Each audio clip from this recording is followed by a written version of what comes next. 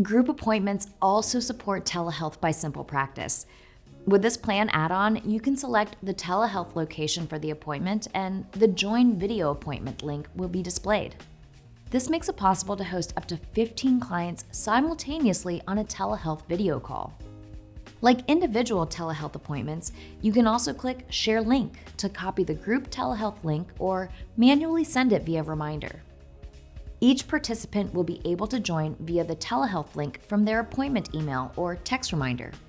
When the call launches, they'll first need to enter their name before continuing. If you have the waiting room enabled, you'll be able to see which clients are ready to be admitted into the call. You'll also have the ability to decline a client from joining or move a client in the call back to the waiting room. If the waiting room is not enabled, clients will be able to join as soon as they enter their name. To learn more about group telehealth appointments, refer to the Help Center guide. Thanks for watching.